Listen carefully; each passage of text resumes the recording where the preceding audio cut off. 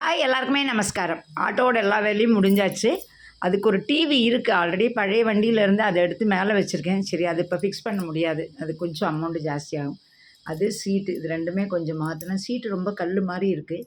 இது 2க்கும் போனாலே ஒரு 15,000 கையில் வைக்கணும். இப்போ கேட்டேன்னா புள்ளைய அடிப்பேன். கொஞ்ச நாள் ஓட்டிட்டு அப்புறமா பண்ணிப்போன்னு சொல்லிவிட்டு எல்லா செட்டிங் வேறு எல்லாமே முடிஞ்சாச்சு. எப்படி இருக்குது ஆட்டோ சொல்லுங்க நீங்கள். இப்போ அதில் சீட்டு ரொம்ப கல் மாதிரி இருக்குது. அப்புறம் இன்றைக்கி நம்ம பலராமன் சாரை பார்க்க போகிறோம். அவர் தான் நம்மளுக்கு வந்து ஆட்டோ வாங்கி கொடுத்தாரு. அவரை போய் பார்த்துட்டு அவர்கிட்ட ஒரு ஆசீர்வாதம் வாங்கிட்டு வரலாம் அப்படின்னு நினச்சிட்டு இனிமேல் தான் வண்டி ஓட்டணும். வண்டியில் என்னெல்லாம் இருக்குது அப்படிங்களா உங்களுக்கு காட்டுறேன். கேளா சமத்து குடமாக உட்காந்துட்டுருக்கேன்ல நான். இன்றைக்கி சமைக்கலையே ஏதாக்கும் சமையல் இல்லை. உள்ள வெளியில் சாப்பிட்றேன். அப்போது வாட்டர் பாட்டில் இருக்குது. கஸ்டமருக்கான வாட்டர் பாட்டில் இருக்குது. வண்டியில் என்னெல்லாம் சர்வீஸ் நம்ம பண்ணுறோம் அப்படின்னு ஒரு பலகை வச்சு என்ன சாதனங்கள்லாம் ஆட்டோவில் இருக்குது நம்ம சர்வீஸ் பண்ண போகிறோம்.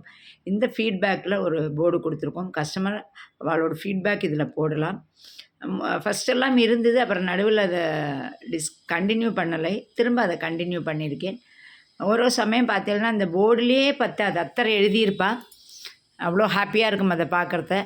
இதில் வந்து ட்ரஸ்ட் அக்கௌண்ட் நம்பரு, QR கோடெல்லாம் கொடுத்துருக்கோம். நாப்கின், பிஸ்கெட்டு, மெடிசின், அப்புறம் மாஸ்க்கு, சார்ஜிங் பாயிண்ட் எல்லாமே கொடுத்துருக்கோம். பின்னாடி வந்து நம்ம அரசு பள்ளி மாணவியர்களுக்கு free ride for government girls students அப்படின்னு எழுதி போட்டிருக்கோம்.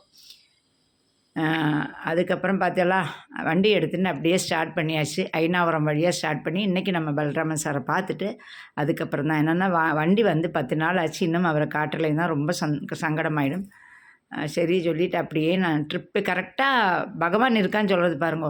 கிண்டி எஸ்டேட்டுக்கே எனக்கு ட்ரிப்பு கிடச்சிது. 200 வார்டு ட்ரிப்பு அம்ஜிக்கரையிலேருந்து. ரொம்ப ஆச்சரியமாக இருந்தது. கிண்டி எஸ்டேட்னு ஒன்றுமே பார்க்கல. படக்குன்னு அமைக்கி விட்டேன். கரெக்டாக அவரோட ஆஃபீஸுக்கு ஒரு 400 மீட்டர் முன்னாடியே நம்மளுக்கு வந்து அந்த ட்ரிப்பு முடிச்சுட்டு சாரை போய் பார்த்தேன். ரொம்ப ஹாப்பியாக இருந்தது. அவளோட ஆஃபீஸ் பார்க்குறத எனக்கு இன்னும் ஆச்சரியமாக இருந்தது. அது இந்தியாவா ஃபாரினா தெரியல. அப்படி ஒரு வியூ அந்த ஆஃபீஸ்க்குள்ளேருந்து. சாருக்கிட்ட கேட்டேன், என்ன சார் இவ்வளோ சூப்பராக இருக்குது? ஆமாம்மா, இப்படி இருந்தால் தான் எனக்கு மைண்டு ரிலாக்ஸாக இருக்குது அப்படின்னாரு. அப்படி ஒரு ஆச்சரியம், அப்படி ஒரு வியூ சென்னை சிட்டி ஃபுல்லாக தெரியறது.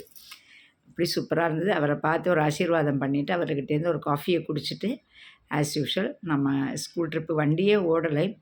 ட்ரிப்பு ஆகலை. அதுக்கப்புறம் நேராக வந்தேன். கேஸ் இல்லாமல் இருந்தது. கேஸ் அடிச்சுட்டு நேராக ஸ்கூல் ட்ரிப்புக்கு போனோம்.